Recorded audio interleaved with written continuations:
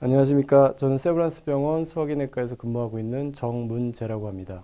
오늘은 병원에서 흔하게 볼 수 있는 담낭벽이 두꺼워진 경우에 어떻게 감별 진단하고 치료하는지에 대해서 말씀드리도록 하겠습니다. 담낭에 대해서 간단하게 말씀을 드리겠습니다. 담낭은 배 모양으로 생겼고 약 50cc 정도 크기까지 늘어날 수 있는 주머니 구조로 되어 있습니다. 담낭의 기능은 간에서 분비된 담즙을 농축하고 저장하는 역할을 하고요. 담즙 안에는 이런 담즙산, 빌리루빈, 콜레스테롤 같은 물질들이 함유되어 있는데 담낭에 들어가게 되면 이 중에서 수분을 흡수하게 됩니다. 그래서 이런 아까 말씀드렸던 그런 물질들이 농축되는 과정을 거치게 되는데 이게 뭉쳐지면서 우리가 흔하게 알고 있는 담석이 되게 됩니다. 그래서 음식물이 십이지장 내로 들어오게 되면은 십이지장 내로 이 담낭이 담즙을 꾹 짜주면서 분비하게 되고 이러한 과정을 통해서 지방의 소화와 흡수를 돕게 됩니다. 이러한 것이 담낭의 기능이 되겠고요. 그럼 담낭벽 비후의 원인은 어떻게 되는지 살펴보면 크게는 미만성, 그래서 미만성이라고 하면은 담낭 전체적으로 벽이 두꺼워진 경우를 얘기하고요. 국소성, 국소적이라고 하면 말 그대로 국소적으로 담낭벽의 일부가 두꺼워진 경우를 얘기하게 됩니다. 미만성의 경우에서는 물론 담낭 자체의 문제일 수도 있겠지만 외부적인 원인에 의해서 2차적으로 담낭벽이 두꺼워지는 경우가 많고요. 국소적인 경우에는 담낭 자체의 원인일 경우가 많습니다. 그래서 미만성일 경우의 원인을 살펴보면 가장 흔한 것은 역시 담낭염이나 선근종증처럼 담낭벽 자체의 문제일 경우도 있을 수 있고요. 또 악성종양과 같은 담낭암이나 림프종과 같은 악성종양이 원인일 경우도 있습니다. 미만성일 경우에는 외부적인 원인에 의해서 2차적으로 담낭벽이 두꺼워진 경우일 수가 있는데요. 이러한 경우는 보시는 것처럼 간염이나 간경병 같은 간질환이나 신부전, 신부전, 콩팥부전, 또 폐혈증, 저알부민 혈증과 같은 전신성 질환에 의해서 2차적으로 담낭벽이 두꺼워져 있는 경우가 포함됩니다. 또 국소성 담낭벽 비후의 원인을 살펴보면 우리가 이제 요새 병원에서 흔하게 용종이나 폴립 등을 건강검진상에서 이렇게 발견되는 경우가 많은데 이런 용종이 국소성 담낭벽 비후의 원인에 포함되고요. 조금 이따 더 자세하게 말씀드리겠지만 용종에는 선종과 콜레스테롤 용종이 포함됩니다. 또한 악성 종양도 국소성 비후로 나타날 수가 있고 앞서 말씀드렸던 선근종증이라는 건 담낭벽에 포함되어 있는 근육층이 두꺼워지는 질환을 얘기하고요. 이런 선근종증이 국소성 담낭벽 비후의 원인에 포함됩니다. 슬러지, 우리가 돌이 되기 전에 자잘한 모래 같은 형태로 나타나는 슬러지도 이게 국소적으로 담낭벽이 두꺼워진 것처럼 잘못 이렇게 보이는 경우가 있습니다. 그래서 크게 담낭벽 비후는 말씀드렸듯이 미만성, 국소성으로 나눌 수가 있고요. 그렇다면 담낭 질환에서 나타날 수 있는 증상을 좀 살펴보면 우리가 이제 담낭 산통이라고 하는데 그만큼 이제 그 산통이라고 할 만큼 굉장히 환자분들이 괴로워하시거든요. 많이 통증이 심하고 통증의 위치는 주로 우상복부 통증이나 또 오른쪽 옆구리, 또 등 통증으로 나타날 수 있고 양상은 뭐 수시간 동안 지속되다가 또 씻은 듯이 좋아지고 이러한 증상들이 이제 반복되는 특징을 보이고요. 이러한 경우에 이제 우리가 담낭 질환을 의심하게 됩니다. 또한 이제 연관 통증이라고 해서 오른쪽 어깨에도 통증이 나타날 수 있는데 연관 통증이라는 것은 어떤 장기의 질환이 있을 때 그 장기에 분포하는 신경을 공유하는 곳에 통증이 함께 나타나는 때 연관 통증이라고 하는데 담낭 질환이 있을 때 나타나는 연관 통증은 오른쪽 어깨 쪽으로 나타나게 됩니다. 이러한 담낭 질환의 특징이 있고요. 그리고 담낭 질환이 있을 때 우리가 진단하는 가장 중요한 검사 방법에는 복부 초음파 검사가 있고요. 복부 초음파 검사는 장점은 역시 CT나 엑스레이 같이 방사선 노출의 위험이 없다는 장점이 있고 또한 간편하게 시행할 수 있고 환자분한테 통증을 유발하거나 그렇지 않기 때문에 환자분이 굉장히 편안하게 검사를 받을 수 있는 장점이 있고요. 또 비교적 담낭벽이나 담석을 평가하는데 굉장히 정확한 검사가 되겠습니다. 그리고 또 하나 장점은 검사와 동시에 의사가 판독을 할 수 있다. 이러한 장점이 있는데요. 단점으로는 이제 검사자의 숙련도에 따라서 검사의 질이 조금 다를 수가 있다는 단점이 있고 담낭 검사에 있어서는 매우 정확한 검사이긴 하지만 담도나 췌장을 보기에는 좀 불완전한 검사입니다. 예를 들어서 췌장은 가로로 20cm 되는 장기인데 가운데 부분 정도는 복부 초음파가 잘 관찰할 수 있는데 반해서 췌장의 왼쪽이나 오른쪽에 해당되는 부분은 복부 초음파만으로는 검사가 좀 힘들 수 있습니다.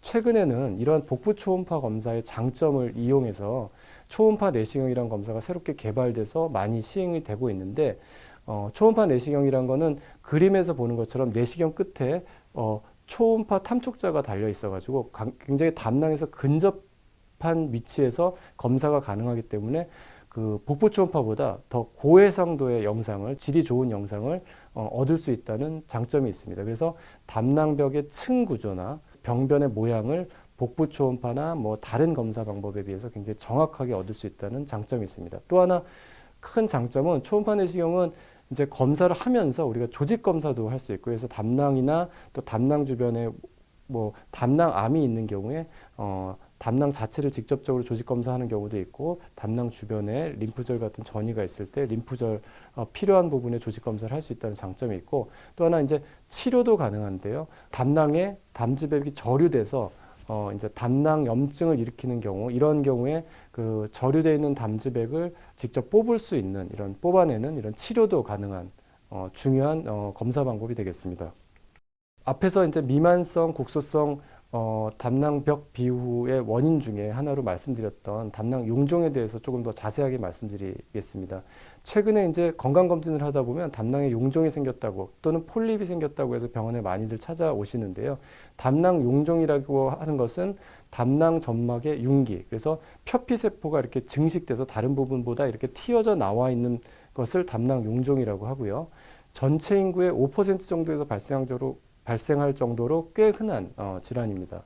그래서 우리가 이제 담낭 용종을 처음 진단받으면 의사들 입장에서는 가장 이제 관심이 있는 것이 이것이 종양성 담낭 용종인지 비종양성 담낭 용종인지 요것을 구별하는 것이 굉장히 중요한데, 사실 우리가 걱정하는 종양성 담낭 용종, 이제 선종이라고 하는 건데요. 이건 시간이 지나면 나중에 암화될 수 있는 질환이고, 따라서 우리 이런 질환을 선종을 종양성 담낭 용종으로 분류하게 되는데, 이런 종양성 담낭 용종은 사실상 그 담낭 용종으로 발견되는 전체 환자의 1% 내외 정도로 굉장히 드뭅니다. 그렇다면 대부분은 비종양성 담낭 용종, 그러니까 쉽게 말해서 그렇게 환자분들이 크게 걱정하지 않으셔도 되는 용종이 대부분이라고 생각을 하시면 되고요. 비종양성 담낭 용종에는 콜레스테롤 용종이 가장 흔하고, 또 선근종이나 염증성 용종 등이 여기에 해당되게 됩니다. 그래서 우리가 이제 담낭 용종 중에 그렇다면 우리가 걱정하는 종양성 담낭 용종을 어떻게 구별하는지 말씀을 드리면, 종양성 용종은 대부분 이제 1cm 이상으로 크게 발견되는 경우가 흔하고요. 또한 1cm 이하로 작게 발견됐다고 하더라도 이제 추적 검사를 하는 중에 계속 크기가 커질 경우에 우리는 이제 종양성 담낭 용종으로 의심해서 수술을 권유드리게 되고요. 그래서 이제 담낭, 앞에서 말씀드렸던 여러 가지 담낭 비유가 발견됐을 때 이제 치료를 어떻게 하는지에 대해서 말씀드리면, 가장 중요한 것은 담낭을 절제할지 또는 그냥 단순한 아까 말씀드렸던 복부 초음파나 초음파 내시경 같은 검사 방법으로 추적 관찰할지, 이 두 가지를 나누는 것이 중요한데, 우리가 담낭 절제를 결정할 때는 이런 세 가지 요인 정도를 우리가 이제 생각하게 됩니다. 첫 번째는 합병증 발생 위험이 있는지, 예를 들면 담낭 안에 돌이 있을 때 증상도 일으키지 않고 담낭벽에 염증도 일으키지 않으면서 조용하게 있는 돌은 수술이 필요 없습니다. 하지만 이러한 돌들이 담관으로 내려와서 환자에게 황달을 유발한다든지 담관염을 유발한다든지 이러한 합병증이 발생될 위험이 있겠다 판단될 때는 이제 예방적으로 담낭 절제술을 권유드리게 되고요. 두 번째는 이제 악성화 위험성이 있을 때, 아까 말씀드렸던 용종 중에서도, 용종의 예를 들면 용종 중에서도 종양성 용종으로 판단이 돼서 나중에 시간이 지나면 악성화될 위험이 있겠다, 이러한 경우에는 이제 수술을 권유드리게 되고, 세 번째 경우는 이제 환자의 증상을 고려하는 거죠. 그러니까 아까 말씀드렸듯이 담석이 있다고 하더라도 그게 염증을 일으키지 않고 환자에게 증상을 유발하지 않는다면 굳이 수술할 필요는 없습니다. 하지만 아까 말씀드렸던 담낭 질환에서 나타나는 이런 특이적인 증상이 나타날 때, 통증이 나타날 때는 이제 수술을 권유드리게 됩니다. 그래서 다시 한번 좀 정리해서 말씀드리면, 담낭 절제의 적응증으로는 담낭 산통과 담석으로 인한 합병증, 이런 통증이나 합병증이 있는 경우, 또 악성화가 의심되는 국소성 담낭 비후. 그래서 지금 악성화되어 있지 않더라도 앞으로 시간이 지나면서 암이 될 수 있겠다는 위험성이 있다고 판단될 경우에 이제 수술을 하게 되고요. 또 선천성 이상이나 석회화된 담낭벽이라고 해서 이런 암이 될 수 있는, 암이 발생할 확률이 높다고 판단될 경우에는 이제 수술적 치료를 권유드리게 됩니다. 마지막으로 이제 정리해서 말씀드리면 담낭벽 비후는 이 비후의 원인은 미만성과 국소성으로 나눌 수 있고, 전체적으로 담낭벽이 두꺼워져 있는 미만성 담낭벽 비후의 경우에는 외부적인 원인을 생각해야 되겠다. 그리고 국소적으로 담낭벽이 두꺼워져 있는 경우에는 담낭 자체의 원인일 가능성이 크겠다 생각할 수 있고요. 또 담낭벽 비후의 진단을 위해서는 아까 앞서 말씀드렸던 초음파 검사 또는 초음파 내시경 같은 영상 소견을 통해서 이제 진단에 도움을 받게 되고, 또 임상 양상, 또 동반된 질환, 또 혈액 검사 등을 통해서 이제 담낭벽 비후의 감별 진단을 이제 하게 되고, 치료는 아까 말씀드렸던 증상이 있거나 합병증 발생 위험이 있거나 또는 암화될 가능성이 있다고 판단될 경우에는 담낭절제술을 권유드리게 되고, 그렇지 않은 경우에는 앞서 말씀드렸던 여러 가지 영상 검사 방법들로 추적 관찰을 진행하게 됩니다.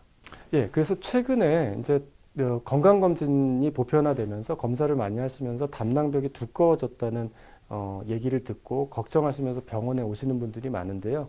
일단 담낭벽 비후가 건강검진이나 이런 그 검사를 통해서 발견됐을 경우에는 이제 대학병원이나 이런 전문의를 통해서, 전문의 상담을 통해서 얼마든지 치료 방법을 찾을 수 있다는 점을 말씀드립니다. 이상입니다.